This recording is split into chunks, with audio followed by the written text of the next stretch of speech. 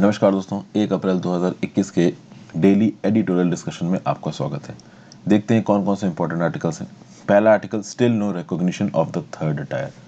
Actually में यहाँ mister ओमन साहब 15th फाइनेंस कमीशन की बात कर रहे हैं और 15th फाइनेंस कमीशन में ये जो हमारी लोकल लेवल की गवर्नमेंट है, पंचायत है, म्यूनिसपैलिटीज है, इनके लिए क्या क्या किया गया है, इसको पहले के फाइनेंस कमीशन से कंपेयर किया गया है, इन 11, 12, 13, 14 फाइनेंस कमीशन से कंपेयर किया गया है और थोड़ा एसेस भी किया गया कि क्या सही है 15th फाइनेंस कमीशन में, क्या गलत है। परफॉर्मेंस लिंक ग्रांट्स के ऊपर भी यहाँ पे कमेंट किया है ओमान साहब ने, तो इस पर्टिकुलर आर्टिकल को ढंग से देखेंगे। इंपॉर्टेंट आर्टिकल है, सबसे इंपॉर्टेंट आर्टिकल है बोलूंगा मैं आज की डेट का। फिर a step that enhances cooperative federalism. इस आर्टिकल की अगर आप बात करो तो इसको लिखा है जी किशन रेड्डी साहब ने। ये minister of state for home affairs हैं और सिकंदराबाद पार्लियामेंट्री कॉन्स्टिट्यूएंसी से ही एमपी सेलेक्ट होकर आए हैं लोकसभा में। अब ऑब्वियस सी बात है, जी किशन रेड्डी साहब चूंकि बीजेपी पार्टी को बिलोंग करते हैं तो ये थोड़ा बहुत प्रो बीजेपी ही बात करेंगे। इनका ये बोलना है कि ये जो GNCTD नाम का ये जो एक्ट आया है, government of the national capital territory of Delhi act, ये जो नए अमेंडमेंट्स आए जिसके ऊपर मैंने भी वीडियो बनाई है, जिसके ऊपर विनीत सर ने भी वीडियो बनाई है, आप इस एक्ट को मेरे नाम के साथ यूट्यूब में सर्च मार दीजिए, आपको दोनों वीडियोस मिल जाएंगी। तो इस प्रॉपर एक्ट को हम लोग आपको पहले ही समझा चुके हैं। जी किशन रेड्डी साहब बोल रहे हैं कि इस एक्ट को डेथ ऑफ डेमोक्रेसी बोला जा रहा है, इस एक्ट को बोला जा रहा है कि सरकार स्टेट्स की पावर छीनने की कोशिश कर रही है। ऐसा कुछ नहीं है। सरकार के स्टैंड को कैसे जस्टिफाई किया जाएगा, यह किशन रेड्डी साहब ने यहाँ पे बताया है। तो इस पर्टिकुलर आर्टिकल को देखेंगे।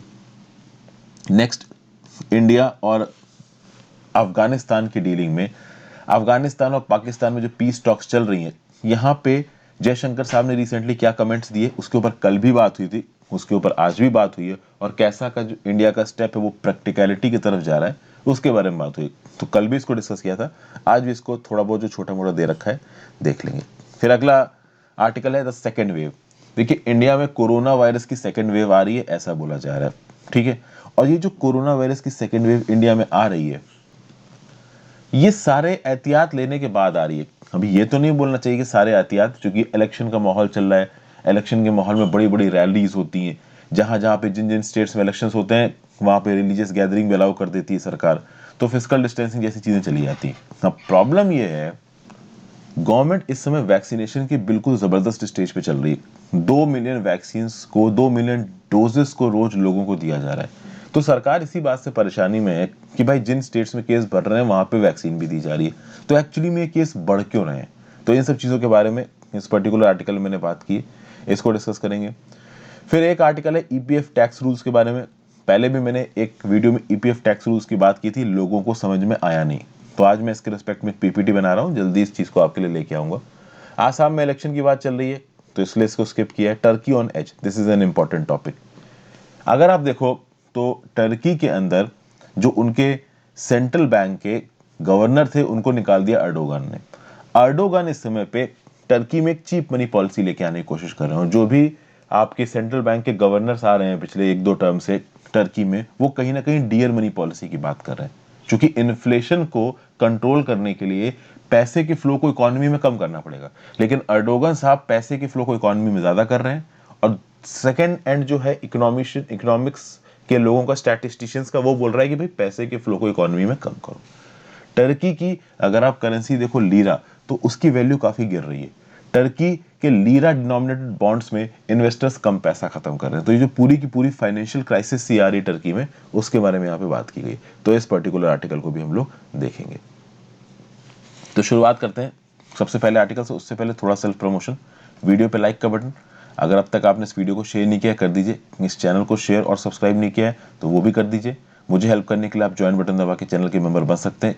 मेरे चैनल हर्षित द्विवेदी एजुकेशन की प्लेलिस्ट सेक्शन में जाइए, वहाँ पे लक्ष्मीकांत की पॉलिटी हो, स्पेक्ट्रम की मॉडर्न हिस्ट्री हो, रमेश सिंह की इकोनॉमिक्स हो, सतीश चंद्र की मीडियल हिस्ट्री हो, इन सब के ऊपर ऑलरेडी मैं वीडियोस बना रहा हूँ। इन्वायरमेंट एंड इकोलॉजी की प्लेलिस्ट भी है, एनसीईआरटी के लिए ज्योग्राफी के लिए एनसीईआरटी 6 से 10th की वीडियो, 6 से 12th की वीडियोस देखिए। कुछ वीडियोस बन गई हैं, कुछ बाकी हैं, प्रीलिम से पहले मैं कंप्लीट करूंगा, ये मैंने प्रॉमिस कर रखा है, जून से पहले ये चीजें कंप्लीट होंगी। तो अगर आपको मदद मिल रही है तो आप ज्वाइन बटन दबा के हेल्प कर सकते हैं। इंस्टाग्राम पे फॉलो कर लीजिए, आपसे रेगुलरली कनेक्टेड रहने की मैं कोशिश करूंगा। सबका जवाब शायद ना दे पाऊँ, अभी के लिए मुश्किल लग रहा है क्योंकि वीडियोस बहुत ज़्यादा बनानी है, लेकिन फिर भी कैसे ना कैसे करके कनेक्टेड रहूंगा। और टेलीग्राम ग्रुप ज्वाइन कर लीजिए इस पर्टिकुलर लेक्चर की पीडीएफ के लिए और मेरे बाकी लेक्चर्स के नोटिफिकेशन के लिए। तो देखिए यहाँ पे क्या बोला जा रहा है, in the 15th finance commission proposal the goal of physically empowering local governments to deliver territorial equity is still far away. Actually में ये जो आर्टिकल है this is a brief critic.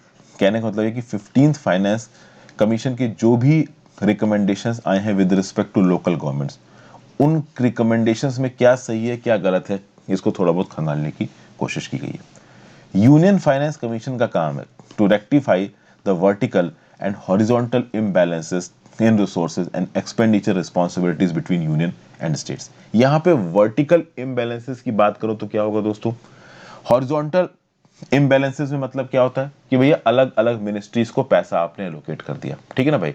तो हेल्थ की मिनिस्ट्री है, आपकी एजुकेशन की ministry, तो आपने हेल्थ को ज्यादा दे दिया, एजुकेशन को कम कर दिया, साइंस एंड टेक को बहुत कम कर दिया। तो ये जो हॉरिजॉन्टल डिस्ट्रीब्यूशन ये होता है। वर्टिकल डिस्ट्रीब्यूशन में क्या होता है कि केंद्र के पास कितना पैसा है, राज्य के पास कितना पैसा है, और उसके भी नीचे चले जाओ तो लोकल गवर्नमेंट के पास कितना पैसा है। तो ये वर्टिकल इम्बैलेंसेस और हॉरिजॉन्टल इम्बैलेंसेस, इनको सुधारने की जिम्मेदारी दी जाती है यूनियन फाइनेंस कमीशन को। और अगर आप देखो तो 73वें और 74वें संविधान संशोधन के बाद थर्ड टायर ऑफ जो लोकल गवर्नमेंट जुड़ा है, इसको पैसे देने की रिस्पॉन्सिबिलिटी बढ़ गई है। अगर आप देखो अब जब से 73वें 74वें संशोधन आए हैं उसके बाद से अगर आप देखो तो 5 यूनियन फाइनेंस कमीशन आ चुके हैं। ये जो 15th फाइनेंस कमीशन है ये 5वां है, तब से 11वां 12वां 13वां 14वां 15वां। क्या काम है इनका कि भाई 73rd और 74th कॉन्स्टिट्यूशन अमेंडमेंट एक्ट के थ्रू बोला गया कि भाई हर स्टेट का अपना खुद का एक स्टेट फाइनेंस कमीशन होगा। ये स्टेट फाइनेंस कमीशन जिस भी हिसाब से स्टेट्स के लिए रिकमेंडेशन देगा, उन रिकमेंडेशंस को ध्यान में रखते हुए यूनियन फाइनेंस कमीशन अपनी खुद की रिकमेंडेशन देगा कि कैसे उन स्टेट्स के, आप कह सकते हो लोकल टायर की जो गवर्नमेंट्स है उनके रिसोर्सेज को सप्लीमेंट किया जाए। एक्चुअली में होता ये है कि भाई देखिए 73वां 74वें संशोधन के थ्रू हर स्टेट में अपना एक स्टेट फाइनेंस कमीशन बनाया जाएगा। वो स्टेट फाइनेंस कमीशन उस पर्टिकुलर स्टेट की प्रॉब्लम्स को देखते हुए पैसों की मांग करेगा। उस पर्टिकुलर स्टेट की प्रॉब्लम्स को यूनियन फाइनेंस कमीशन देखेगा और फिर उस हिसाब से केंद्र सरकार को डायरेक्शन देगा कि आप ऐसे ऐसे पैसा एलोकेट करो। ये बेसिकली लॉजिक था 73rd और 74th फाइनेंस कमीशन का। तो 73rd और 74th अमेंडमेंट एक्ट्स का। तो 73rd और 74th अमेंडमेंट एक्ट पंचायत और म्यूनिसिपैलिटीज, इसके थ्रू जो स्टेट फाइनेंस कमीशन बना उसका काम था राज्य सरकार को ही बताना कि भाई इनको पैसों की जरूरत है और केंद्र सरकार को ही बताना उनको पैसों की जरूरत है। और स्टेट फाइनेंस कमीशन की रिकमेंडेशन पे यूनियन फाइनेंस कमीशन खुद के भी रिकमेंडेशन देगा ताकि केंद्र सरकार को फिर से पता चले कि हाँ भाई आपको पैसा देना है। अभी के लिए अगर आप बात करो तो nearly 2.5 lakh local governments and over 3.4 million elected representatives form the real democratic base of Indian federal polity. अगर हमारे लोकल लेवल की बात करो, आप पंचायत म्यूनिसपैलिटी की बात करो तो लगभग 2.5 लाख लोकल गवर्नमेंट है, लगभग 34 लाख इलेक्टेड रिप्रेजेंटेटिव्स है। ये ग्राउंड लेवल पे काम करने वाले लोग हैं और ये रियल डेमोक्रेटिक बेस को बनाते हैं। ये बात तो देखिए बिल्कुल सही है। आगे अगर बात करें कि भाई पिछले फाइनेंस कमीशन की अगर आप बात करो 11वें से लेकर 14वें तक, उसके कंपैरिजन में अगर आप 15वें फाइनेंस कमीशन की बात करो तो इसमें अलग क्या है। 15वां फाइनेंस कमीशन आया है कोविड-19 के पैंडेमिक के दौरान, और इस कोविड-19 के पैंडेमिक ने देश की सरकारों को, देश के लोगों को, पूरी दुनिया को बता दिया है कि लोकल गवर्नमेंट कितनी इंपॉर्टेंट है, ग्राम सभा कितनी इंपॉर्टेंट है, पार्टिसिपेटरी इंस्टीट्यूशंस कितना इंपॉर्टेंट है देश में लोगों को सोशल प्रोटेक्शन देने के लिए। तो जब कोविड-19 ने ये चीज दिखाई है तो आप क्या एक्सपेक्ट करोगे, आप यही एक्सपेक्ट करोगे भाई कि 15th फाइनेंस कमीशन इन लोकल लेवल की गवर्नमेंट्स को पूरा सपोर्ट देगा, बट एक्चुअली में ऐसा हो नहीं रहा है। कुछ क्रिटिकल लेक्यूना, कुछ कमियां पाई जा रही हैं in the recommendation regarding local governments. ठीक है भाई, अगर बात करो 15th फाइनेंस कमीशन की तो पहले कुछ अच्छी बातें देख लेते हैं यहाँ पे with respect to previous finance commission. इस फाइनेंस कमीशन में अच्छा क्या किया गया है। अगर आप बात करो 11वें फाइनेंस कमीशन की तो 11वें फाइनेंस कमीशन में टोटल पैसे का केवल 0.78% एलोकेट किया गया था लोकल लेवल बॉडीज को और केवल 10,000 करोड़ रुपए दिया गया था। अब ओवरऑल एलोकेशन का 0.78% अगर आप लोकल बॉडीज को दे रहे हो तो ये पैसा काफी कम है। अगर इसके कंपैरिजन में आप 15वें फाइनेंस कमीशन की बात करिए तो 15वें फाइनेंस कमीशन ने 4.23 करोड़ रुपया दिया है लोकल लेवल की गवर्नमेंट्स को, मतलब 4,36,000 361 करोड़ रुपया लोकल लेवल की गवर्नमेंट्स के पास गया है। अगर आप 14 फाइनेंस कमीशन से कंपेयर करो तो 52% इंक्रीमेंट हुआ है एलोकेशन का पैसे को, किसको, लोकल लेवल की गवर्नमेंट्स को।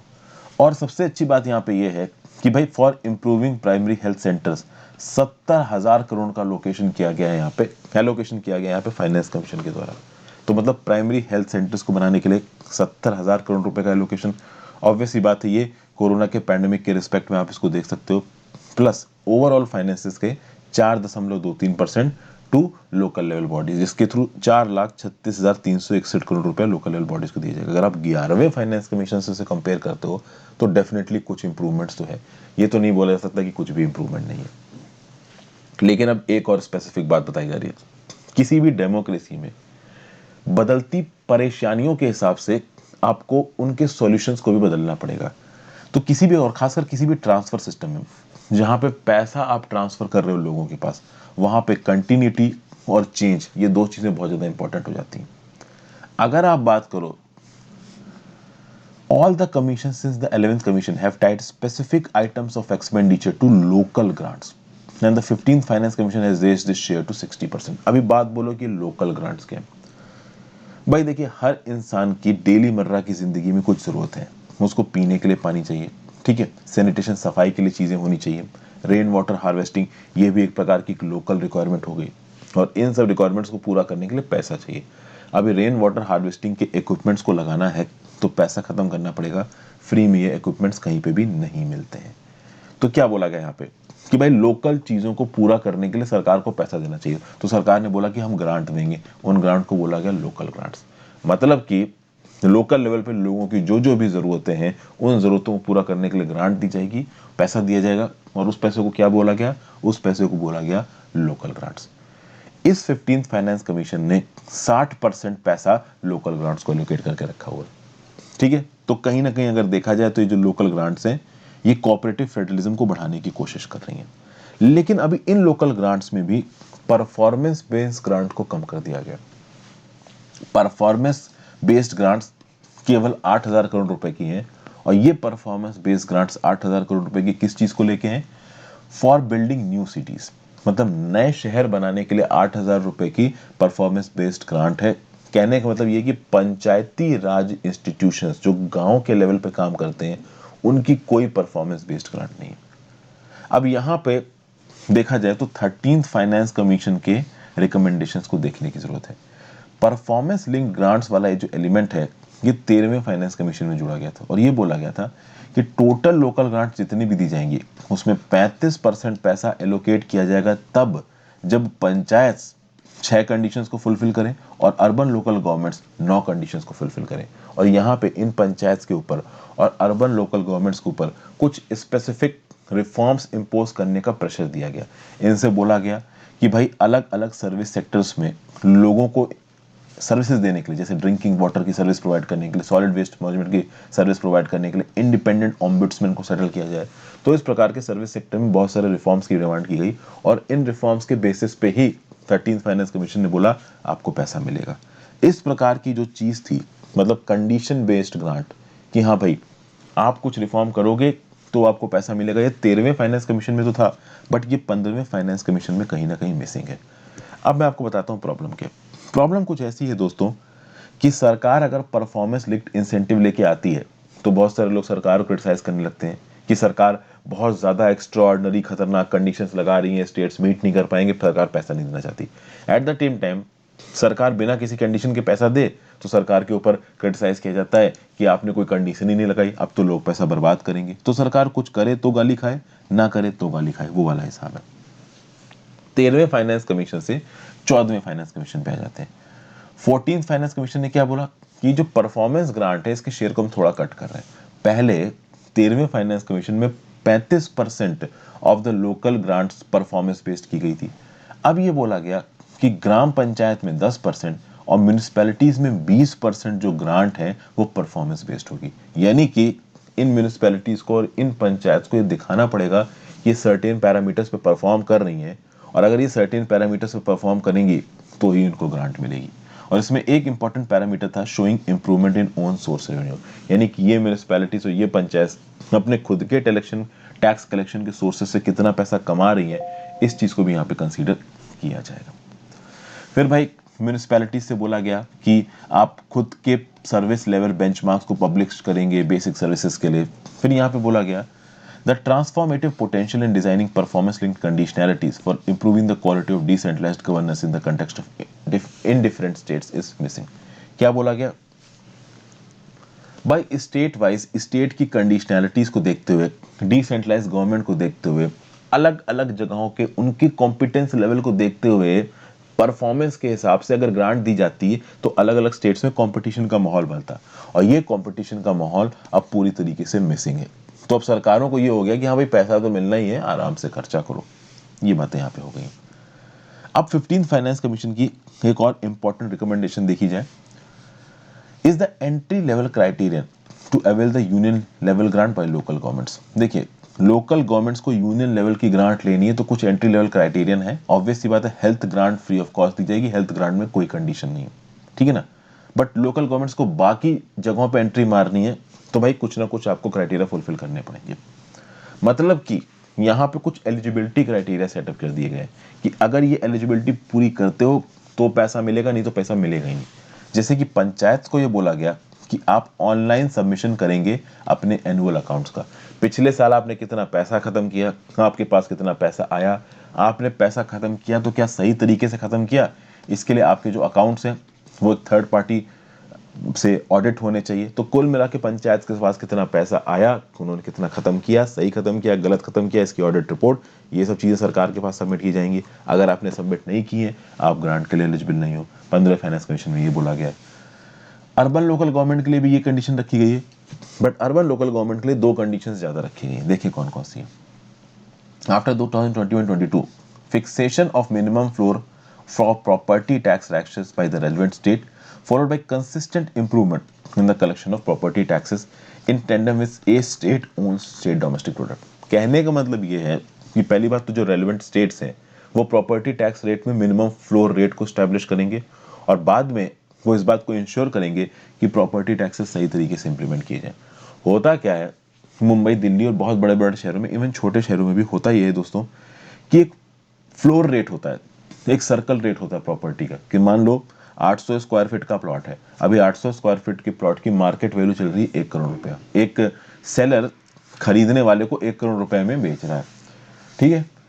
अब फ्लोर रेट मान लीजिए वहां पे 50 लाख का है, ठीक है। तो होता क्या है कि जो खरीदने वाला बंदा है, जब वो सेलर के पास जाएगा और बोलेगा कि मुझे ये 1 करोड़ की प्रॉपर्टी खरीदनी है, तो सेलर बोलेगा कि आप पूरा खरीदना चाहते हो, कम खरीदना चाहते हो। एक्चुअली में होता ही है कि अगर 1 करोड़ रुपए उसकी आप परचेजिंग वैल्यू दिखाते हो तो आपको 1 करोड़ रुपए के ऊपर स्टैंप ड्यूटी देनी है, जो भी स्टेट के टैक्सेस है वो पूरा 1 करोड़ रुपए के ऊपर देने हैं।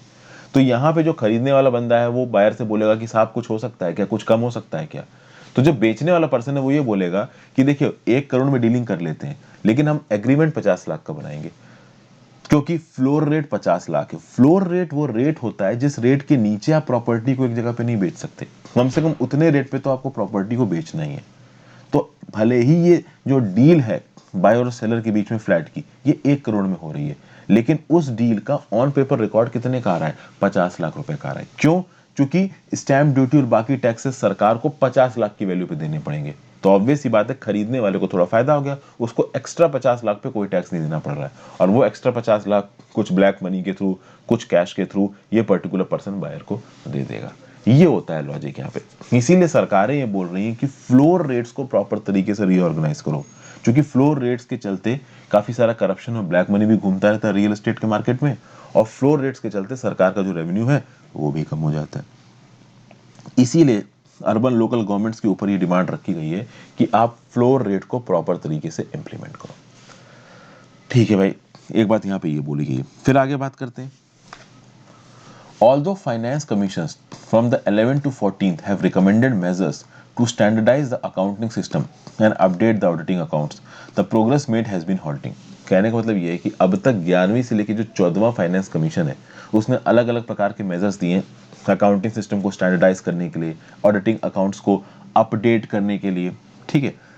ये जो एंट्री लेवल क्राइटेरिया है 15 फाइनेंस कमीशन का, इसकी ऑथर तारीफ कर रहा था कहीं ना कहीं ये एंट्री लेवल क्राइटेरिया बहुत ज़्यादा ज़रूरी था। हालांकि इस प्रकार के क्राइटेरिया पंचायत के ऊपर भी लगाने चाहिए, ऐसा यहाँ पे ऑथर बोल रहा, बट कि सरकार का ये बोलना था कि इस हिसाब तक जो प्रॉपर्टी मार्केट है वो गाँव का अभी भी इम्प्रूव नहीं हुआ, इसलिए गाँव में इस प्रकार के क्राइटेरिया लगाना सही नहीं है। ठीक है, आगे बात करते हैं। अब बात करते हैं डाटा कलेक्शन की। सरकार का ये बोलना है और यहाँ पे ऑथर का बेसिकली ये बोलना है, ऑथर ये कह रहा है कि भाई देखिए 11वें फाइनेंस कमीशन ने, 12वें फाइनेंस कमीशन ने, 13वें फाइनेंस कमीशन ने, 14वें फाइनेंस कमीशन ने कौन से डाटा के बेसिस पे एक्शन लिया, इन डाटा का भी सामने आना जरूरी है। The 11th finance commission publish the physical data of all tyres of panchayat and municipalities in its report. अपनी रिपोर्ट में 11वें फाइनेंस कमीशन ने पंचायत और म्यूनिसिपैलिटीज के फिजिकल डाटा को रिलीज किया, हालांकि इस डाटा में कमी बताई गई। 12वें फाइनेंस कमीशन ने किसी भी प्रकार के लोकल फिजिकल डाटा को पब्लिश नहीं किया। 13वें फाइनेंस कमीशन ने क्या किया कि कुछ डाटा को ऑनलाइन पब्लिश किया और कुछ रिसर्चर्स ने उनको इस्तेमाल भी किया। 14वें फाइनेंस कमीशन ने क्या किया कि एक सैंपल सर्वे करवाया जिसमें 15% ग्राम पंचायत से कवर किया गया, 30% ब्लॉक पंचायत से कवर किया गया और सारी डिस्ट्रिक्ट पंचायत को कवर किया गया, 30% म्यूनिसिपैलिटीज को कवर किया गया। मतलब कि कुल मिला के कम सैंपल बेस को कवर करके डाटा कलेक्शन में एफिशिएंसी लाने की बात कर रहे हैं, लेकिन जो रिजल्ट्स थे डाटा के वो पब्लिश हुए नहीं। तो कुल मिला के बात यह कि पहले के फाइनेंस कमीशन के रिजल्ट्स प्रॉपर तरीके से सामने अगर नहीं आएंगे तो 15वां फाइनेंस कमीशन पहले के स्टैटिस्टिक्स के बेसिस पे कंपैरिजन ही नहीं कर पाएगा। पहले के स्टैटिस्टिक्स जो निकल के आ रहे हैं अगर वो 15वें फाइनेंस कमीशन के सामने आते हैं तो पहले के फाइनेंस कमीशन ने जो रिकमेंडेशंस दिए और वो रिकमेंडेशन सक्सेसफुल हुए व फेल हुए उसके बारे में कुछ पता चल जाएगा। 15वें फाइनेंस कमीशन को ये पता नहीं चल पाता है, इसलिए कहीं ना कहीं 15वें फाइनेंस कमीशन का जो रिजल्ट रिपोर्ट निकल के आ रही है उसके लिए डाटा रिलायबल था या नहीं था, इसके ऊपर भी बड़ा सवाल उठता है। क्योंकि 11वां, 12वां, 13वां, 14वें फाइनेंस कमीशन का जो कंप्लीट डाटा है वो पब्लिक डोमेन में नहीं है, और जब कंप्लीट डाटा पब्लिक डोमेन में नहीं है तो 15वां फाइनेंस कमीशन किस हिसाब से रिपोर्ट दे रहा है, इसके ऊपर एक सवालिया निशान उठाया जा सकता है। ठीक है भाई, एक बात ये हो गई। फिर उसके आगे बात करते हैं। 15वें फाइनेंस कमीशन की बात करिए तो हेल्थ केयर की बात करता है, एयर पॉल्यूशन की बात करता है, और कहीं ना कहीं 15वें फाइनेंस कमीशन को इंडिया की जो हेट्रोजेनिटी वाली प्रॉब्लम है कि भाई अलग अलग सेक्शंस के लोग हैं उन सब के लिए अलग अलग काम करने। अगर आप आर्टिकल 243G, 243W, 243ZT की बात करो तो कहीं ना कहीं drinking water, public health care, इन सब चीज़ों की बात करता है। Economic development and social justice at the local level, ये पूरा होना चाहिए। इसके लिए क्या 15 फाइनेंस कमीशन कुछ कर रहा है? बिल्कुल। प्राइमरी हेल्थ सेंटर्स के लिए 70,000 करोड़ रुपया अलोकेट किया गया है, अच्छी बात है। इस बात पे थोड़ा बहुत कंपैरिजन किया जा रहा है कि एक पर्टिकुलर पर्सन को सारी पब्लिक सर्विसेज मिल रही हैं या नहीं मिल रही हैं।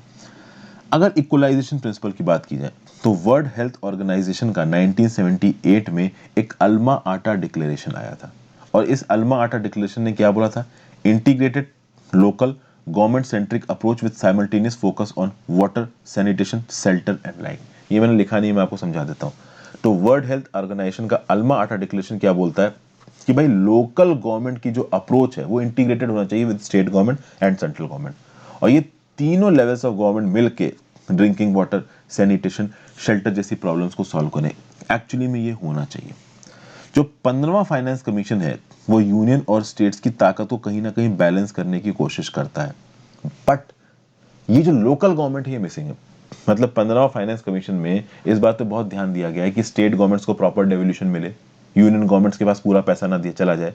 हालांकि यूनियन गवर्नमेंट ने अपने सेस बढ़ाए ही बढ़ाए हैं और ओवरऑल डेवल्यूशन के अमाउंट को कम किया है, बट लोकल गवर्नमेंट के ऊपर अलग से एक इनहैंस्ड फोकस नहीं है। मतलब अगर आप बात करो इक्वलाइजेशन प्रिंसिपल की, अगर आप बात करो इंटीग्रेटेड अप्रोच की, इंटीग्रेटेड अप्रोच मिसिंग है, जो कि लोकल गवर्नमेंट के काम को केंद्र सरकार और राज्य सरकार के काम के साथ एसिमिलेट नहीं किया है, जोड़ा नहीं गया है, and this is actually a problem. ठीक है, इक्वलाइजेशन प्रिंसिपल मिसिंग है। Union is equal to state is equal to local government यहाँ पे नहीं माना गया है। जिस हिसाब से पैसों का एलोकेशन हो रहा है उस हिसाब से लोकल गवर्नमेंट या तो केंद्र सरकार के ऊपर डिपेंडेंट है पैसों के लिए, या राज्य सरकार के ऊपर डिपेंडेंट है। और 15 फाइनेंस कमीशन में जो पैसों का अलॉटमेंट हुआ है वो 90% आबादी के हिसाब से हुआ है और 10% आपका एरिया के हिसाब से हुआ है। लेकिन बात यहाँ पे ये है कि टैक्स एफर्ट को ध्यान नहीं दिया गया। अभी टैक्स एफर्ट क्या होता है? कौन सा स्टेट टैक्सेस को कलेक्ट करने में ज्यादा जोर मार रहा है, अगर उसको फाइनेंस कमीशन ने पैसा ज्यादा दिया जाए तो चीजें अच्छी हो जाएंगी।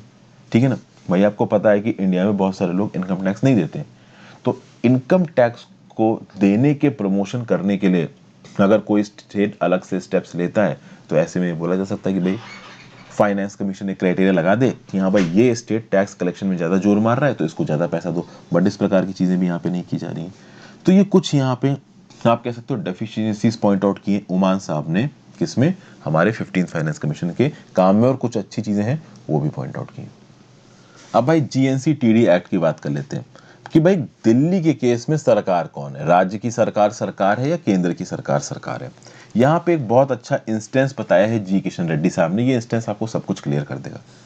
17 जनवरी 2017 को जो लेफ्टिनेंट गवर्नर ऑफ दिल्ली हैं, उन्होंने speaker of the legislative assembly of Delhi को लिख के बताया कि जो Netaji Subhash university of technology bill जो 2015 है, जिसको दिल्ली की स्टेट लेजिस्लेटिव असेंबली ने पास किया था और लेफ्टिनेंट गवर्नर के पास अप्रूवल के लिए भेजा था, लेफ्टिनेंट गवर्नर ने उस बिल को प्रेसिडेंट ऑफ इंडिया को रेफर कर दिया और प्रेसिडेंट ऑफ इंडिया ने उस बिल को वापस दिल्ली की लेजिस्लेटिव असेंबली की कंसीडरेशन के लिए भेज दिया। अब सवाल ये उठता है कि ये वापस क्यों भेजा गया। कहने का मतलब ये है कि ये जो Netaji Subhash university of technology bill 2015 है, ये प्रेसिडेंट ने वापस दिल्ली की लेजिस्लेटिव असेंबली के पास क्यों भेजा। उसका रीजन ये बताया गया, एक रीजन ये था और सबसे प्रोमिनेंट रीजन ये था कि गवर्नमेंट नाम का शब्द क्या है। जो इनिशियली आपका Delhi Netaji Subhash university of technology bill भेजा था, इसमें दिल्ली की सरकार ने गवर्नमेंट का मतलब क्या दिखा रखा था, दिल्ली की सरकार ने गवर्नमेंट का मतलब दिखा रखा था government of national capital territory of Delhi. और यहां पे साफ साफ प्रेसिडेंट का बोलना था कि भाई आप गवर्नमेंट के मतलब को government of national capital territory of Delhi नहीं दिखा सकते। तो जब ये बिल दिल्ली असेंबली को वापस भेजा गया, मतलब रिटर्न किया गया, उसके बाद दिल्ली असेंबली ने इस बिल को वापस बदला और जो मॉडिफाइड बिल वापस आया ना, उसमें गवर्नमेंट का मतलब निकलता था lieutenant governor of NCT Delhi. इस बार के जो अमेंडमेंट्स आए हैं GC&TD एक्ट में, वो अमेंडमेंट क्या बोलते हैं कि सरकार का मतलब lieutenant governor of NCT Delhi ही है, ना कि लेफ्टिनेंट, ना कि चीफ मिनिस्टर या फिर दिल्ली की सरकार। मतलब कि यहाँ पे जो recently both houses of parliament ने national capital territory of Delhi act pass किया है, ये वही चीजें प्रोमोलगेट कर रहा है जिसको पहले ऑलरेडी दिल्ली की लेजिस्लेटिव असेंबली अप्रूवल दे चुकी है। ये बात यहाँ पे ये जो जी किशन रेड्डी साहब हैं ये बताने की कोशिश कर रहे हैं। तो देखिए क्या लिखा हुआ है, the aim of the amendments were to clear such ambiguities in the roles of various stakeholders and provide a constructive rules based framework for stakeholders within the government of Delhi to work in tandem with union government। मतलब दिल्ली की सरकार in tandem with union government काम करे, इसके लिए एम्बिगिटीज, doubts को अलग करना है और सारे स्टेक होल्डर्स कंस्ट्रक्टिवली काम करें, इस चीज को लेके आना है। इसीलिए भाई सरकार की डेफिनेशन यहाँ पे क्या है, गवर्नमेंट की डेफिनेशन यहाँ पे क्या है, इस चीज को क्लियर करना बहुत जरूरी है। और इसीलिए ये जो गवर्नमेंट की डेफिनेशन है, ये government of the lieutenant governor of Delhi है, ये पहले ही दिल्ली की असेंबली मान चुकी है। तो हम इस चीज को बस एक अमेंडमेंट के थ्रू फॉर्मलाइज कर रहे हैं। और खास बात दोस्तों ये है, जी किशन रेड्डी साहब का ये बोलना, और ये बात बिल्कुल सही है, Delhi is India's national capital. Delhi देश की यूनिटी का सिंबल है, दिल्ली देश की सोवरेन पावर का सिंबल है, और इस देश की सोवरेन पावर में केंद्र सरकार की ही चल सकती है सेंसिटिव मैटर्स पे। यहाँ दिल्ली की लेजिस्लेटिव असेंबली एक लिमिट से ज्यादा इंटरफेरेंस नहीं कर सकती। फिर यहाँ पे एनडीए सरकार की बात कर रहे हैं, किशन रेड्डी साहब कर रहे हैं कि जो एनडीए की सरकार रही है मोदी जी के अंदर, इसने सेंटर स्टेट रिलेशनशिप्स को बदल के रख दिया है। पहले के समय पे क्या होता था कि चीफ मिनिस्टर्स को प्लानिंग कमीशन में अनइलेक्टेड ऑफिसर के सामने जाके भीख मांगनी पड़ती थी। पहले प्लानिंग कमीशन के चेयरमैन होते थे प्रधानमंत्री, और जो डेप्यूटी चेयरमैन होता था, जैसे कि लास्ट कौन थे, मोंटेक सिंह अहलूवालिया, ये कोई इलेक्टेड लीडर तो होते नहीं थे, ये जो रूलिंग पार्टी के फेवरेट होते थे उनको बैठा दिया जाता सीट पे, और इनकी बड़ी ताकत होती थी। तो पैसों का जो एलोकेशन होता था वो डेप्यूटी चेयरमैन से होता था। तो भाई अलग अलग स्टेट के चीफ मिनिस्टर वहां पे जाके गुहार लगाते थे, हमको इसमें पैसे चाहिए, हमको इसमें पैसे चाहिए। तो यहाँ पे यही बोला जा रहा है कि भाई एनडीए की सरकार ने कहीं ना कहीं इस प्लानिंग कमीशन को हटा के नीति आयोग के through, goods and services tax councils के थ्रू, सेंट्रल स्कीम्स को रीऑर्गेनाइज करके 15th फाइनेंस कमीशन के रिकमेंडेशंस के थ्रू ज्यादा पैसा एलोकेट किया है कहीं ना कहीं सरकारों को, और सरकारों को केंद्र सरकार के बराबर बनाया है। अब ये तो भाई एक मिनिस्टर साहब का स्टेटमेंट है, तो सेंट्रल गवर्नमेंट के फेवर में ही रहेगा। बहुत सारे जो दूसरे इकोनॉमिक एक्सपर्ट्स हैं वो अपने अपने हिसाब से देख सकते हैं। बहुत सारे लोग तो प्रेजेंट सरकार को इस बात पर क्रिटिसाइज भी करते हैं कि इन्होंने स्टेट्स की ताकत को दबा दिया। खैर वो अपना पर्सनल प्रेरोगेटिव, आप अपने हिसाब से सोच सकते हैं क्या सही है और क्या गलत है। पार्टनरशिप की यहाँ पे बात की जा रही है कि भाई जब भी पार्टनरशिप की बात की जाती है, यहाँ पे स्टेट्स और यूनियन की पार्टनरशिप की बात करें तो ट्रस्ट और म्यूचुअल कॉपरेशन की जरूरत है। तो कहीं ना कहीं एम्बिगिटीज नहीं होनी चाहिए, किसका क्या रोल है, किसकी क्या रिस्पॉन्सिबिलिटी, किसकी क्या ताकत है, क्या चेन ऑफ कमांड है, ये एकदम क्लियर होना चाहिए। 20 दिसंबर 1991 को ये जो कॉन्स्टिट्यूशनल अमेंडमेंट बिल है इसको इंट्रोड्यूस किया गया था लोकसभा में। आर्टिकल 239 AA और आर्टिकल 239 BB आए और national capital territory of Delhi में एक लेजिस्लेटिव असेंबली स्थापित की गई। इस लेजिस्लेटिव असेंबली के पास ताकत है कि स्टेट लिस्ट और कॉन्करेंट लिस्ट के सब्जेक्ट के ऊपर ये नियम कानून बना सकते हैं। 3 सब्जेक्ट्स के ऊपर ये नियम कानून नहीं बना सकते, ये बात पहले ही क्लियरली बोल दी गई है। वो 3 सब्जेक्ट्स कौन से हैं? पुलिस, पब्लिक ऑर्डर और लैंड। यहाँ पे जो जी किशन रेड्डी साहब हैं वो सीधे सीधे दिल्ली की सरकार के ऊपर इल्जाम लगाते हुए बोल रहे हैं कि जो प्रेजेंट दिल्ली की गवर्नमेंट है ये बहुत सारे ऐसे लेजिस्लेटिव इनैक्टमेंट्स को कंसीडर कर रही है और बहुत सारे ऐसे एग्जीक्यूटिव ऑर्डर्स को कंसीडर कर रही है जो कि ये बिना दिल्ली के लेफ्टिनेंट गवर्नर के अप्रूवल के पास करा के इंप्लीमेंट करना चाहते हैं, जो कि नहीं होना चाहिए। एक्चुअली में बोला यहाँ पे यही गया है कि आप अपने डोमेन में लॉ मेकिंग करिए, लेकिन जब आप सेंटर के डोमेन में घुस के लॉ मेकिंग करने लगोगे तो प्रॉब्लम है। तो अगर दिल्ली की लेजिस्लेटिव असेंबली ये बोल रही है कि डेथ ऑफ डेमोक्रेसी और हमारे सारे राइट्स छीन लिए गए, तो एट द सेम टाइम केंद्र सरकार भी बोल रही है कि this is the land of sovereign power. आपके पास पुलिस, पब्लिक ऑर्डर, इन सब में कोई ताकत नहीं है। अगर आप कोई भी ऐसा लेजिस्लेटिव प्रपोजल लेके आ रहे हो जहां पे आप इन डोमेन्स में इनकर्जन कर रहे हो या फिर आप किसी भी प्रकार से केंद्र सरकार के रिप्रेजेंटेटिव लेफ्टिनेंट गवर्नर को कुछ नहीं बता रहे हो, तो आप गलत कर रहे हो। आपको अपनी रोल्स और रिस्पॉन्सिबिलिटी क्लियर करनी पड़ेगी, वो क्लियर नहीं थी, इसलिए हमको ये नया एक्ट लेके आना पड़ा। क्योंकि ये जो दिल्ली नाम की जगह है, यहाँ देश का पार्लियामेंट है, यूनियन गवर्नमेंट की सीट है, सुप्रीम कोर्ट की मेन सीट यहाँ पे, सारे के सारे देशों के डिप्लोमेटिक मिशन यहाँ पे। तो हम अपने इंडिया की इमेज इतनी खराब नहीं कर सकते कि बाहर के देश इंडिया के दिल्ली को देख के बोल रहे हैं कि भैया दिल्ली की तो केंद्र सरकार और राज्य सरकारें आपस में लड़ रही हैं, फिर तो क्या ही मतलब रह जाएगा देश की स्ट्रांगनेस का और स्ट्रेंथ का। ये सब बातें यहाँ पे बोली जा रही। But at the same time यहाँ पे जी किशन रेड्डी साहब ये भी बोल रहे हैं कि स्टेट लिस्ट में और कॉन्करेंट लिस्ट में अब भी ताकत है स्टेट लेजिस्लेटिव, दिल्ली की स्टेट लेजिस्लेटिव असेंबली के पास नियम कानून बनाने की, दिल्ली के लोगों के लिए काम करने की। और ये सब बातें जो बोली जा रही कि डेथ ऑफ डेमोक्रेसी और डेमोक्रेटिक राइट्स छीन लिए गए, ये सारी बातें गलत हैं। इनको एक एंड से नकार दिया है किसने? जी किशन रेड्डी साहब ने। ठीक है, तो ये था पूरा। ये आप कह सकते हो कि this is was an article from the perspective of a union minister. ठीक है, मतलब ये सरकार के रिस्पेक्ट का आर्टिकल आप कह सकते हो। तो अगर आप अपोजिशन की बात करते हो, जो कि GNCTD जो बिल मैंने बनाया है और आपका विनीत सर ने जो वीडियो बना रखी है, उसमें जो एंटी बातें बोली गई हैं इस बिल के, उसके रिस्पेक्ट में बात की और सरकार के एंगल की बातें भी यहाँ पे हमने देखी। फिर नेक्स्ट बात करते हैं enter the peace process. India should use its influence to ensure peace within Afghanistan and the wider region. क्या बोला जा रहा है भाई? रिसेंटली एक्सटर्नल अफेयर्स मिनिस्टर साहब का स्टेटमेंट आया है अफगानिस्तान गवर्नमेंट और तालिबान के टॉक्स को लेके। अफगान क्राइसिस में अब जयशंकर साहब का जो कमेंट आया है उसमें सीधे सीधे अफगानिस्तान गवर्नमेंट और तालिबान का नाम लिया है।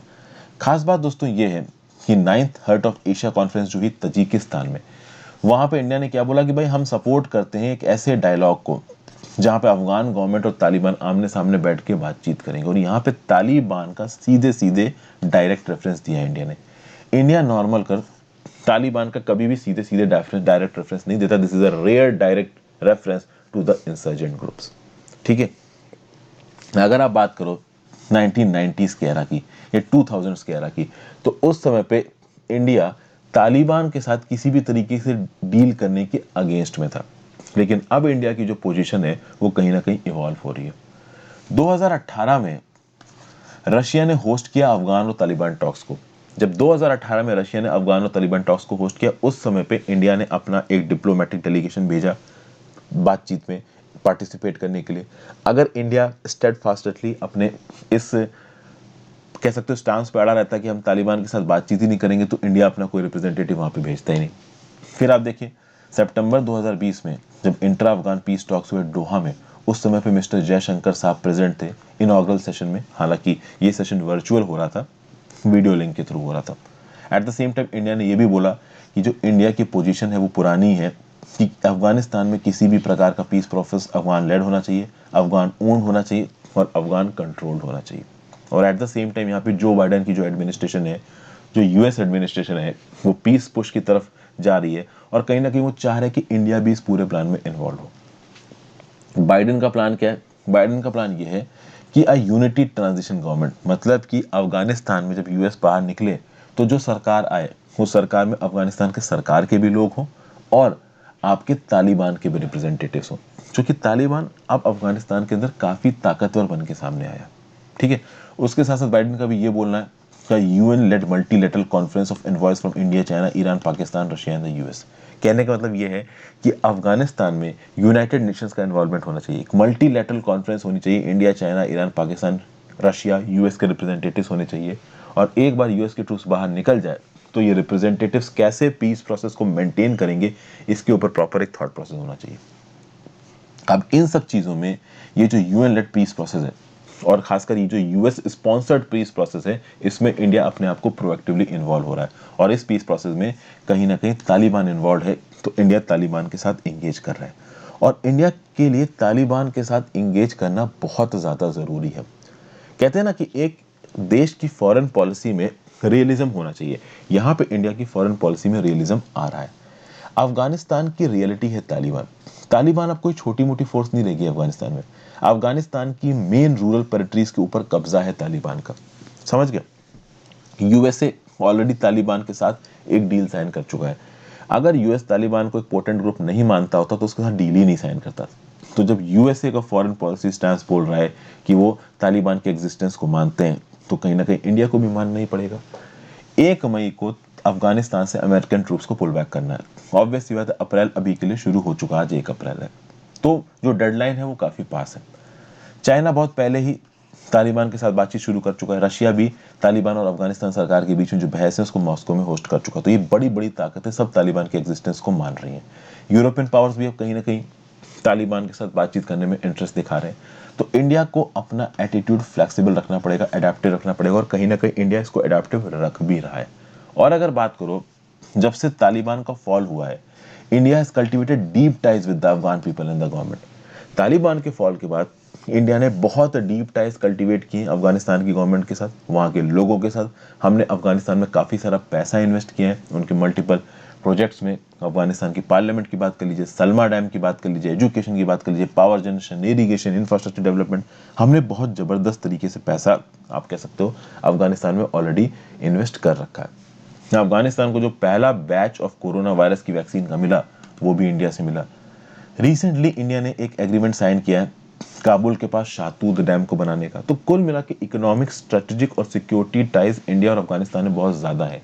अगर इंडिया तालिबान के साथ डील नहीं करेगा तो कहीं ना कहीं हो सकता है कि यूएस के जाने के बाद इंडिया के इन सारे स्ट्रेटेजिक एसेट्स के ऊपर तालिबान का कब्जा हो जाए और इंडिया का सारा इन्वेस्टमेंट बर्बाद हो जाए। इसीलिए अफगानिस्तान के अंदर एक प्रैग्मेटिक अप्रोच लेके बहुत ज्यादा चलना जरूरी है, जो कि तालिबान को पूरी तरीके से हटाना जरूरी है मतलब पॉसिबल नहीं है। कल की डेट में हम मान लो तालिबान को अगेंस्ट बोल रहे हैं बार बार, और कल की डेट में यूएस के निकलने के बाद तालिबान ऑल पावरफुल हो जाता है, तो इंडिया के लिए डील करना बहुत ज्यादा मुश्किल हो जाएगा। ठीक है ना भाई? फिर at the same time India का तालिबान के साथ इन्वॉल्व होने के साथ साथ एक चीज और हो रही है कि अफगान गवर्नमेंट का जो स्टैंड है वो स्ट्रांग हो रहा है। अभी के लिए अफगान गवर्नमेंट थोड़ी कमजोर पड़ी हुई है।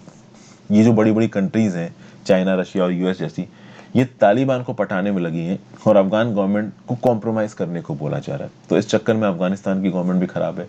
तो नई दिल्ली अगर अपने रीजनल टाइज का प्रयोग करता है, यूएस और रशिया के साथ रिश्तों का प्रयोग करता है, तो जिस डबल पीस की जयशंकर साहब बात कर रहे हैं, कहीं ना कहीं अफगानिस्तान में उसको मेंटेन किया जा सकता है। कहीं ना कहीं तालिबान और अफगानिस्तान की सरकार का एक कंबाइंड रूल हो सकता है, जिस रूल में न्यू दिल्ली के भी एक्टिव इन्वॉल्वमेंट होगा। ये सब बातें यहाँ पे कही जा रही हैं। ठीक है दोस्तों, फिर चलते हैं आज के सेकंड लास्ट आर्टिकल पे। ये सेकंड लास्ट आर्टिकल है the second wave, okay, on why new covid vaccine should be cleared. भाई अगर आप बात करो तो देश में कोरोना के केसेस बहुत तेजी से बढ़ रहे हैं। आप कह सकते हो कि इंडिया में it is the second wave of corona cases. ठीक है भाई, और कहीं ना कहीं जो सरकारी एजेंसीज हैं, जो पब्लिक हेल्थ अथॉरिटीज़ हैं, वो थोड़ा यहाँ पे परेशान है, और परेशान होने भी चाहिए, परेशानी की बात भी है एक्चुअली में यहाँ पे। ठीक है, देखिए क्या बोला जा रहा है, in many ways the concern is larger than during the last year when there was several more cases. V K Paul जो मेंबर है नीति आयोग के, उनका ये बोलना है कि लास्ट ईयर जब कोरोना वायरस फैलना शुरू हुआ था, तो उस समय पे हम किसी भी प्रकार से तैयार नहीं थे। ना हमारे पास टेस्टिंग किट्स थी, ठीक है ना ही हमारे पास उस हिसाब का हेल्थ इंफ्रास्ट्रक्चर था, तो हम तैयार नहीं थे। तो कोरोना वायरस के केसेस बढ़ रहे थे, हम परेशान थे, उस समय परेशान होना लाजमी था। लेकिन अब 1 साल बीत चुका है कोरोना वायरस को फैले हुए, कहीं ना कहीं हम अपनी तैयारी को मेंटेन कर चुके हैं कोरोना वायरस के साथ। उसके बाद भी अब कोरोना वायरस इतनी तेजी से फैल रहा है और हम उसको रोक नहीं पा रहे हैं, तो ये डेफिनेटली चिंता का विषय है।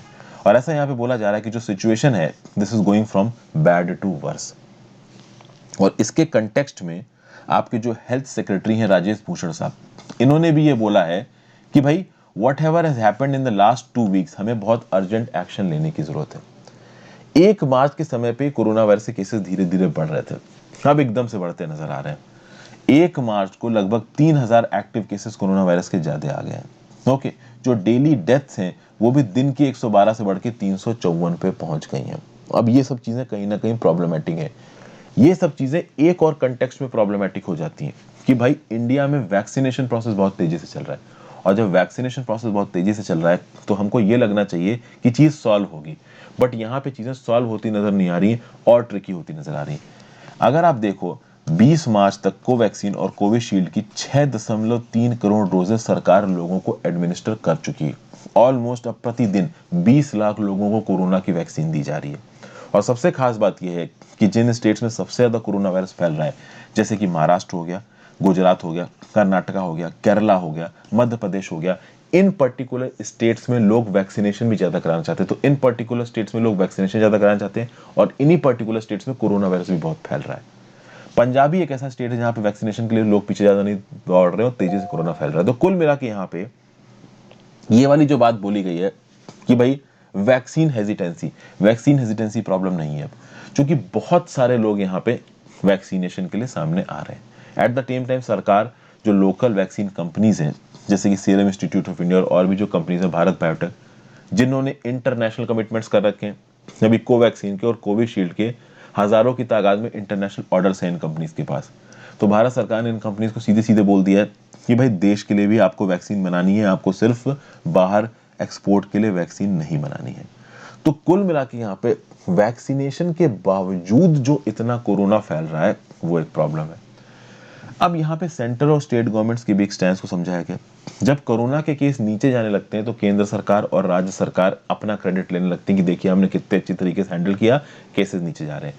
लेकिन जब कोरोना के केसेस बढ़ने लगते हैं तो केंद्र सरकार और राज्य सरकार लोगों के ऊपर इल्जाम लगा देती हैं। वो बोल देती है कि भाई लोग प्रॉपर नहीं है, लोग रिस्पॉन्सिबल तरीके से एक्ट नहीं कर रहे हैं। अब यहाँ पे ये देखना बहुत जरूरी है कि ये जो नए कोरोना केसेस के आ रहे हैं और जो नई मॉर्टिलिटी आ रही है, क्या ये नई मॉर्टिलिटी उन लोगों में है जो लोग अभी वैक्सीनेशन के लिए एलिजिबल नहीं है। आपको पता है कि देश में 45 साल से ऊपर का जो इंसान है वो कोरोना के वैक्सीनेशन के लिए एलिजिबल है, लेकिन जो 45 साल से कम का इंसान है वो एलिजिबल नहीं है। तो क्या ये जो नई मॉर्टिलिटी रेट आया है, यहाँ पे 45 साल से कम की एज ग्रुप वाले लोग ज्यादा मर रहे हैं, मतलब ज्यादा वाले ज्यादा मर रहे हैं। तो अब यहाँ पे हमको ट्रेंड्स पकड़ने पड़ेंगे और इन ट्रेंड्स के बेसिस पे जानना पड़ेगा कि क्या एक्चुअली में ये जो वैक्सीनेशन हो रही है ये इफेक्टिव है या नहीं है। At the same time vaccination के बारे में एक और बात बोली गई है कि वैक्सीनेशन सीवियर डिजीज को तो कम कर सकती हैं, बट इन्फेक्शन को कंटेन नहीं कर सकती हैं। कहने का मतलब यह है कि अगर आपको बिल्कुल सीवियर केस है कोरोना वायरस का, भाई आपकी तबीयत बहुत ज्यादा खराब है, तो ऐसे केसेस में आपको ये जो वैक्सीन है, ठीक है, ये थोड़ी बहुत राहत दिला सकती है, लेकिन आपको कोरोना ना हो ये शायद वैक्सीन नहीं कर सकती है। मतलब कि ये वैक्सीन आपके अंदर एंटीबॉडीज डाल देगी, तो कोरोना से आप इन्फेक्ट हो जाओगे, लेकिन वो कोरोना को ज्यादा बीमार नहीं कर पाएगा। ये वैक्सीन इतना इफेक्ट कर सकती है, लेकिन इन्फेक्शन को बंद नहीं कर पाएगी वैक्सीन। समझ गए ना बात को, ये चीज यहाँ पे होती है। तो इन्फ्लुएंजा कुछ इन्फ्लुएंजा की तरह है। अभी इन्फ्लुएंजा आपको हो जाए, पहली बार हो जाएगा तो बहुत सीवियर होगा, ठीक है ना, आपके अंदर इम्यूनिटी डेवलप हो जाएगी। फिर अगली बार जब वो इन्फ्लुएंजा आएगा तो होगा आपको, लेकिन जल्दी सही हो जाएगा। क्यों? क्योंकि आपके शरीर के अंदर इम्यूनिटी आ गई है। कुछ यही चीजें इन पर्टिकुलर वैक्सीन में भी हो रही है।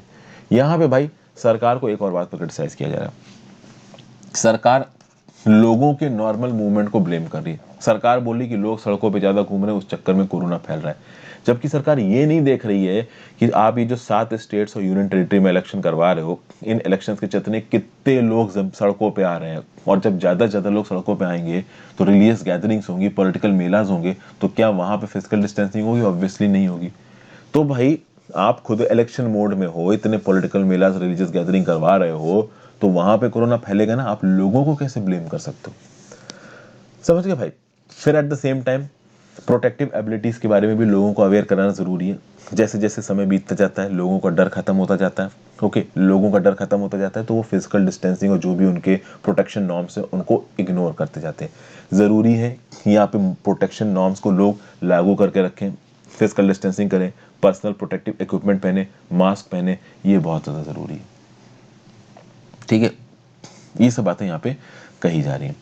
फिर आगे क्या बोला? It is also unclear why new vaccines are not being accelerated for emergency use when Covishield and Covaxin were rushed through without any local efficiency data. ये भी बोला जा रहा है कि बहुत सारी और वैक्सीन बन रही इंडिया में, उन वैक्सीन को इमरजेंसी यूज अप्रूवल क्यों नहीं मिल रहा है? कोवैक्सीन और कोविशील्ड को इंडिया में बहुत तेजी से इमरजेंसी यूज अप्रूवल मिला जबकि इनका डाटा भी रिलीज नहीं हुआ था, खासकर कोवैक्सीन का।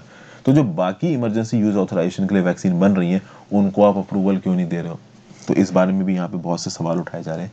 तो इस प्रकार से बहुत से सवाल यहाँ पे उठाए गए हैं और कहीं ना कहीं इंडिया में प्रॉब्लम हो रही है कोरोना की। आप कह सकते हो कि जो सेकेंड वेव था, जिसका हमेशा से एक डर था कि सेकेंड वेव इंडिया में आ सकती है, वो ऑलमोस्ट इंडिया में आ गई। अब देखते हैं इसके क्या क्या रिपरकशंस आगे निकलते हैं। एकदम से आई है ये। नेक्स्ट और फाइनल आर्टिकल है आज का, Turkey on the edge, the removal of the governor of central bank has thrown a fierce over the monetary policy.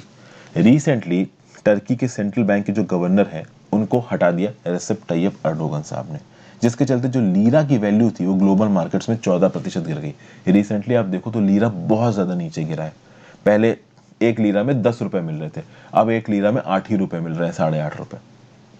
बहुत सारे जो ग्लोबल इन्वेस्टर्स हैं उन्होंने जो भी लीरा में पैसा इन्वेस्ट कर रखा था वो वापस खींच रहे हैं।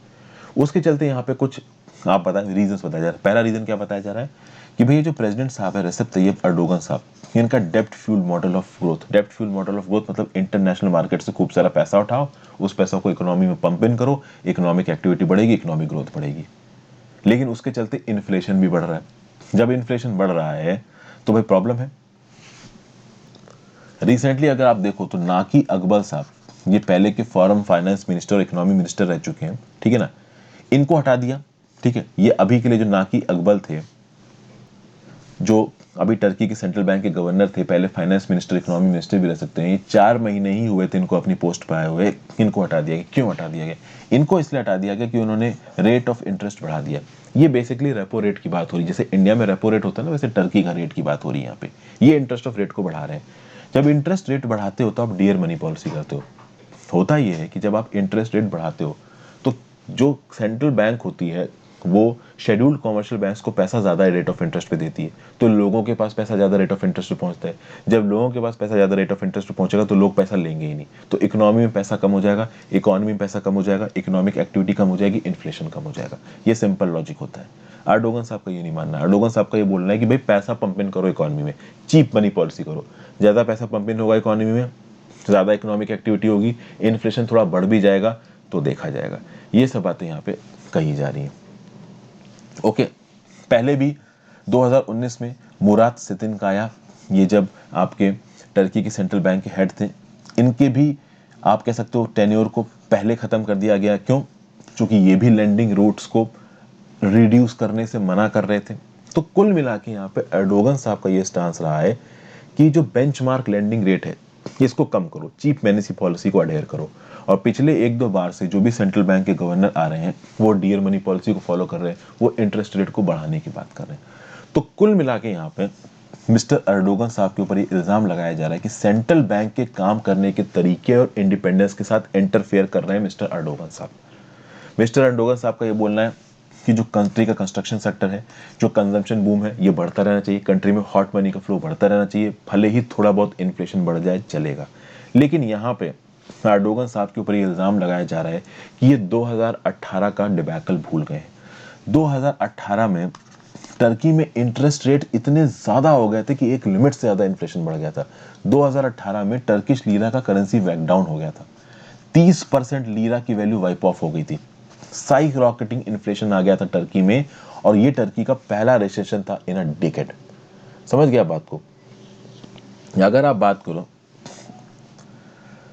मिस्टर अकबाल जब ये नवंबर में आए थे, टर्की के सेंट्रल बैंक के हेड बने थे, उस समय पे भी लीरा काफी कमजोर था। वो लीरा कमजोर क्यों हो गया था? क्योंकि उससे पहले के जो फाइनेंस मिनिस्टर थे मिस्टर बरात अलबरयाक, ये अर्डोगन के सन इन लॉ थे। इनकी पॉलिसीज में ऐसा बताया जा रहा है कि कुछ ना कुछ प्रॉब्लम थी। जो करेंसी थी, it had lost a quarter of its values to US dollar over the previous years. तो रिसेंटली पिछले कई 4-5 महीनों से देखा जा रहा है कि जो टर्किश लीरा है, जो टर्किश करेंसी है, यूएस डॉलर के रिस्पेक्ट में वो बहुत ज्यादा डीवैल्यू हो गई है। इनफैक्ट मैं पिछले 3 से 4 दिन का आपको डाटा बताता हूँ, 5 दिन का पहले एक टर्किश लीरा मतलब एक यूएस डॉलर में लगभग 7 टर्किश लीरा मिल रहे थे, फिर वो 7.5 हुए, फिर 5.7 हुए, कल मैंने देखा था तो 8.32 थे। मतलब कि इस लेवल का आप कह सकते हो टर्किश लीरा में यहाँ पे चेंजेस आ रहे हैं। क्यों? क्योंकि बहुत सारे इन्वेस्टर्स जिन्होंने काफी पैसा खत्म कर रखा है लीरा डिनोमिनेटेड बॉन्ड्स में, वो लीरा डिनोमिनेटेड बॉन्ड से अपना पैसा वापस खींच रहे हैं और बहुत ज्यादा अनएम्प्लॉयमेंट बढ़ रहा है कोविड-19 के पैंडेमिक के भी चलते। इसके रिस्पेक्ट में कहीं ना कहीं टर्की की सरकार भी बहुत कुछ कर रही है। इस्तांबुल मतलब टर्की की सरकार ने क्या किया है, $100 बिलियन रुपया इन्वेस्ट किया है मार्केट में। और ये जो $100 बिलियन है, ये टर्की कहाँ से इन्वेस्ट करेगी? अपने फॉरेक्स रिजर्व से इन्वेस्ट करेगी। तो टर्की के फॉरेक्स रिजर्व्स भी कम हो रहे हैं। टर्की $100 बिलियन को इंट्रोड्यूस करके इन्फ्लेशन को भले ही बढ़ा रही है, बट एम्प्लॉयमेंट एवेन्यूज को भी बढ़ाने की कोशिश कर रही है, लेकिन लीरा की जो वैल्यू है वो इससे गिर रही है। और मूडी की एजेंसी से ये खबरें आ रही है कि शायद एक potential balance of payment crisis निकल के आ रही है। कहां से? टर्की से। तो अगर आप बात करो तो जो मिस्टर अकबाल साहब थे, जिनको अभी के लिए हटाया गया है, इन्होंने जो बेंचमार्क लेंडिंग रेट था उसको 6.75% तक पहुंचा दिया था और 2% और पहुंचाने की बात कर रहे थे। कुल मिला के ये लेंडिंग रेट को बढ़ा के इन्फ्लेशन को कंट्रोल करने की बात कर रहे थे। और ये किया जा सकता था क्योंकि जब 2018 की करेंसी क्राइसिस आई थी, उस समय पे 24% का इंटरेस्ट रेट हाइक किया गया था, जिसके चलते जो इन्फ्लेशन था टर्की इकोनॉमी में 25% से 15% पे आ गया। तो सोचिए 25% इन्फ्लेशन इंडिया में, 7.5% इन्फ्लेशन 4 महीने चलता रहा तो भाई सारे इकोनॉमिस्ट ने सरकार की जान खा ली। और टर्की में 25% इन्फ्लेशन, तो जब 24% इंटरेस्ट रेट हाइक हुआ तब इन्फ्लेशन अगले साल 15% पे आ गया। तो कहीं ना कहीं ये जो इन्फ्लेशन को कंट्रोल करने की टैक्टिक्स थी वो थी इंटरेस्ट रेट को बढ़ा के, और ये कहीं ना कहीं 2018 में सक्सेसफुली थी। यही अकबाल साहब अभी करने की कोशिश कर रहे हैं, लेकिन जब इन्होंने करने की कोशिश की, इनको इनकी पोस्ट से ही हटा दिया गया। और अब ऐसा बोला गया कि जो नए मिनिस्टर यहाँ पे आ रहे हैं वो है साहाब कावसियोगलू। ये रूलिंग जस्टिस और डेवलपमेंट पार्टी के ही हैं, अर्डोगन साहब की पार्टी की हैं, और कहीं ना कहीं मिस्टर अर्डोगन की मॉनेटरी पॉलिसी स्टैंड को ये सपोर्ट करते हैं। मतलब कि चीप मनी पॉलिसी आगे आने वाले समय में टर्की में रहने वाली है। तो डॉलर जो बाइडेन की लीडरशिप के अंदर स्ट्रांग हो रहा है, टर्किश लीरा डिवैल्यू हो रहा है, तो आगे आने वाले समय में पोटेंशियल फाइनेंशियल क्राइसिस टर्की में आती हुई नजर आ रही है, ऐसा लग रहा है। तो ये था एनालिसिस दोस्तों। आज के एडिटोरियल का थोड़ा लंबा हो गया, वैसे मैं चाहता नहीं कि इतने लंबे एडिटोरियल्स बने, बट हो गया। So please bear with me. Thank you for watching friends. ज्यादा से ज्यादा लोगों के साथ इस वीडियो को शेयर करें। Have a great day. Good bye.